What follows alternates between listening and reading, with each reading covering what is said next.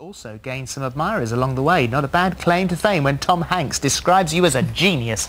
But before we talk to the man himself, let's find out who phoned who. Andy photographed Dustin Hoffman, and Dustin asked if he fancied a shoot with Brad Pitt. So Dustin called Brad. During the shoot, Brad called his mate George Clooney, and Andy was invited to George's holiday home on Lake Como.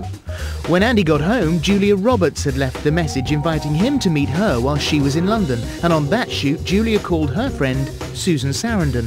Susan phoned a friend called Paul Newman, and when he said yes, Andy got to picture one of his all-time heroes. And Andy's here now, so we'll talk about all of those people and all of their pictures in a moment. First of all, congratulations. Thank you. Because you've been on the programme before. I can't remember the last time you were on. We've met at private dues because the money goes to for diabetes, which is a subject close to my heart because my family, two of my members of family got diabetes. And you've always said, you know, it's fantastic, the book is amazing, it's incredible, but I can't get it published. And finally, it is a beautiful book. Absolutely just in time for stunning. Christmas. This is exactly the right thing.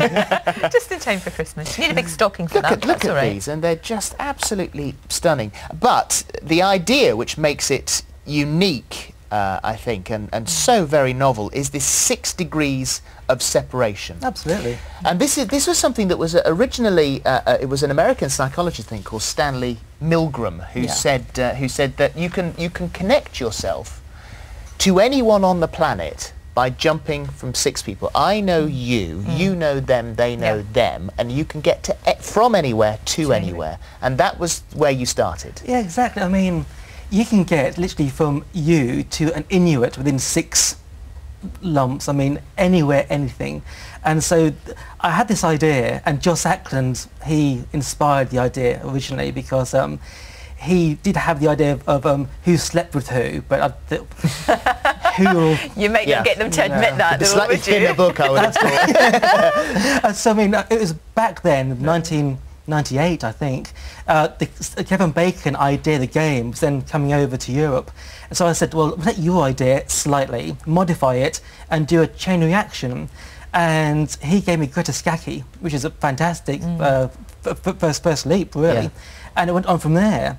And over this 8 years, because it's been 8 years from day one till I finished about 3 months ago, people like, from George Cole to Brad Pitt. There's not many books that encompass. You're lucky as well also that you didn't, the trail didn't peter out, so that you get to someone and they didn't know anyone famous or didn't know anyone that you were interested in, or that they knew a whole lot of people that you'd already done. That's happened a few times. I mean, 2 or 3 times. I mean, Anthony Hopkins was a favourite. Everyone said no. Tony Hopkins. He said no a number of times. Then a few things happened behind my back. Brad Pitt called his manager, and it all happened behind closed doors. And one day I had a phone call saying, Tony said yes. Fantastic. Wow. Because I suppose once you've done them, once you've done somebody like Julia Roberts, and she's enjoyed the set, you know, she's enjoyed having a picture taken, very happy with the result, then obviously she's going to say, oh, this is okay, this is fine, and she'll pass it on and pass it on. So I suppose the more you were doing, did it get easier or did it get tougher? Oh, but it was peaks and troughs. It started off really hard. I worked with 300 actors, 1 response, which was Joss. Then it was very, very slow. Then after about a year, it sped up quite dramatically. I mean, I was doing maybe 3 or 4 a week, which was normally unheard of. Normally it's the months in between. Then I was getting big names, like Kirk Douglas and all big Hollywood names. Then it went really quiet, but for no reason at all. Then it picked up again, and since we met last time, over this last year, the people that have been involved have been amazing. So let's talk about the people that you've met since last we spoke. We've got 3 on the wall here who we've mentioned already. So let's go through them. Tell us what they were like. Tom Hanks, you say he was a tall. he was a tall character. I mean, this is the only time ever someone's come into a room, a security guard, and done a sweep to make sure there's nothing dodgy in there. I don't know why, but apparently he had his reasons. What they were, I don't know. Where did you do them? Where did you do the picture? I done Tom in London. He's over here now. He's still doing Da Vinci Code. Yes. So that was very recent then? Very recent. I mean, about 4 months ago. How did you get him to make that face?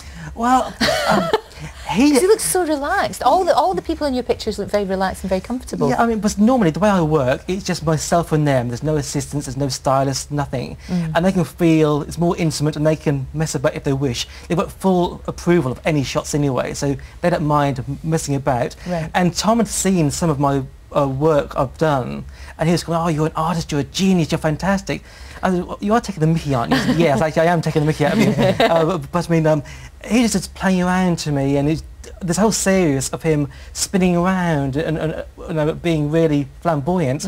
But that one just summed up, you know, what he. I really like that. He is very childish. I mean, his mannerisms and that sort of. Well, to get the sort of link that got you to Paul Newman, you know, sort of your most thrilling person. That's who you wanted to take For ages. And that really has been, you know, at the end of the thread, get me to Paul Newman at the end of it. And there you've got, well, you obviously took a lot of shots, but 4 amazing shots of the guy who's obviously having a good time. Because he's very reserved. When I've seen him being interviewed and he doesn't give anything away, to see him like that, especially that one where he's making that funny face and trying to strangle himself, that's extraordinary. Yeah, but I was very lucky because before I shoot anyone, I do research because I don't want to copy anyone's work. So I do a bit of research.